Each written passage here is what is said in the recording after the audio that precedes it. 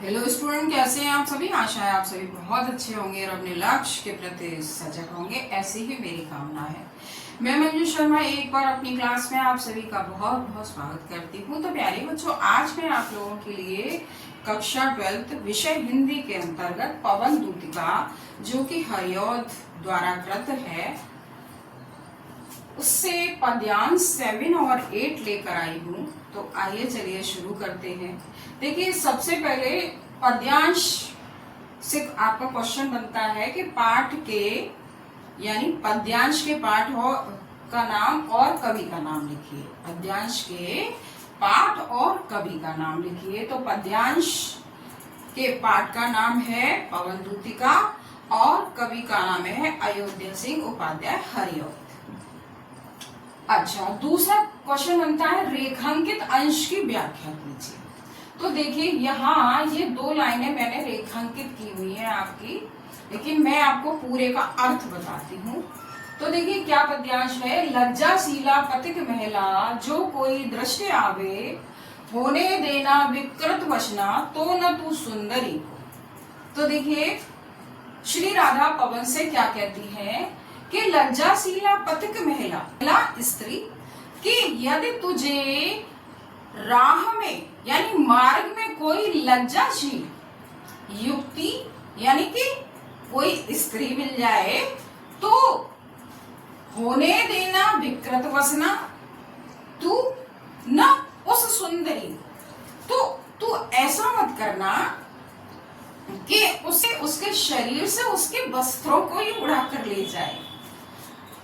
जो थोड़ा श्रमित हो, श्रमित माने थकी हुई, यदि वो थोड़ा सा भी थकी हुई हो, तो वह हो गोदली श्रांति को ना, शांति यानी थकावट, तो उसे अपनी गोद में लेकर उसकी थकावट को दूर करने का प्रयास करना।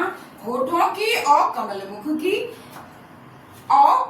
की यानी कमल जैसे मुख की, उसके होठों की और उसके कमल के समान सुंदर मुंह की यानी मुख की मिलानिताएं मिटाना।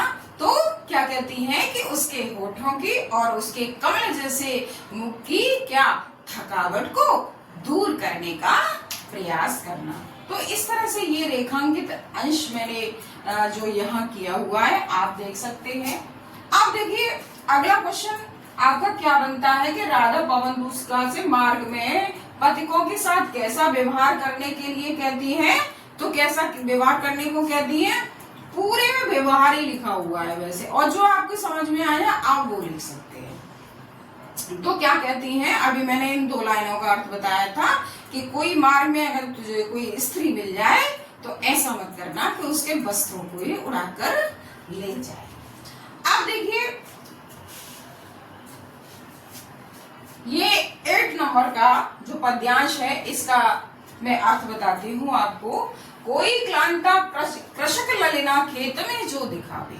कोई क्लांता मीन्स थकी हुई, कृषक ललिना यानी किसान की पत्नी खेत में जो दिखावे। यदि तुझे कोई किसान की पत्नी खेत में जो दिख जाए, खेत में काम करती जो दिख जाए, क्लांता यानी थकी हुई, धीरे धीरे परस उसकी क्लांतियों को मिटाना। तो तू धीरे धीरे उसके समीप जाना और उसकी थकावट को दूर करने का प्रयास करना। जाता कोई जलद यदि हो व्योम में, तो उसे ला। जलद मीन्स बादल, व्योम मीन्स आकाश, कि हे पवन, यदि तुझे आकाश में कोई बादल का टुकड़ा जाता हुआ दिख जाए, तो तू उसे उसके ऊपर ला, यानी छाया द्वारा सुखित कर। क्या करना, सुखित करना तप्त भूतांगना को। तो उसे लाकर उसकी छाया द्वारा उस तप्त भूतांगना यानी गर्मी से व्याकुल स्त्री, गर्मी से सताई स्त्री या गर्मी से व्याकुल स्त्री, तो उसकी छाया द्वारा उस तप्त माने तपना होता है, गर्म होता है, लेकिन यहाँ गर्मी है, गर्मी से सताई हुई स्त्री को तृप्त करने का यानी उसे शांति देने का प्रयास करना। तो इस तरह से कहती हैं। अब देखिए अगला जो क्वेश्चन बनता है, इस पद्यांश में कौन सा अलंकार है? तो इस पद्यांश में मानवीकरण अलंकार है, क्योंकि यहाँ वायु को यानी पवन को मानव के रूप में प्रेषित किया गया है, इसीलिए मानवीकरण अलंकार है। और मानवीकरण अलंकार कहाँ होता है? जहाँ प्राकृतिक वस्तुओं पर चेतन वस्तुओं का आरोप हो, वह मानवीकरण अलंकार होता है। या ऐसे भी कह सकते हैं, जब किसी प्राकृतिक वस्तु को मानव के रूप में प्रेषित किया जाता है तो वह मानवीकरण अलंकार आपका होता है।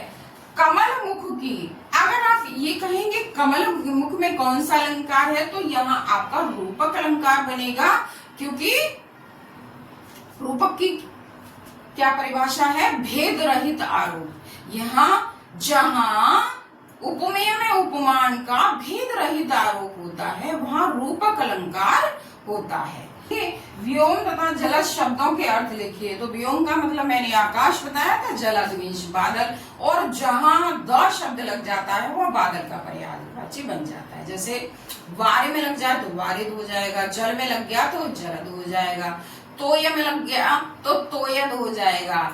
तो ये किसके पर्यायवाची है? जल के पर्यायवाची हैं।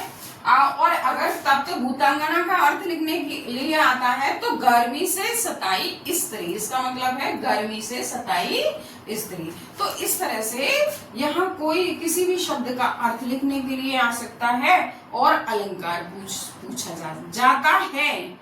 मतलब अलंकार तो पूछते हैं। तो इस तरह से ये क्वेश्चन आपके लिए, और ये पैराग्राफी बहुत इंपॉर्टेंट है, यानी ये पद्यांश आपके लिए बहुत ज्यादा इंपॉर्टेंट है, और इसे नोट कर लीजिए। और मेरा वीडियो पसंद आया हो तो लाइक कीजिए, सब्सक्राइब कीजिए और अपने ग्रुप में शेयर भी कीजिए। और अभी से थोड़ा थोड़ा पढ़ना शुरू कर दीजिए, जिससे कि एट ए टाइम आपको ज्यादा परिश्रम ना करना पड़े, क्योंकि और भी सब्जेक्ट होते हैं उनके लिए भी आपको परिश्रम की आवश्यकता होती है। तो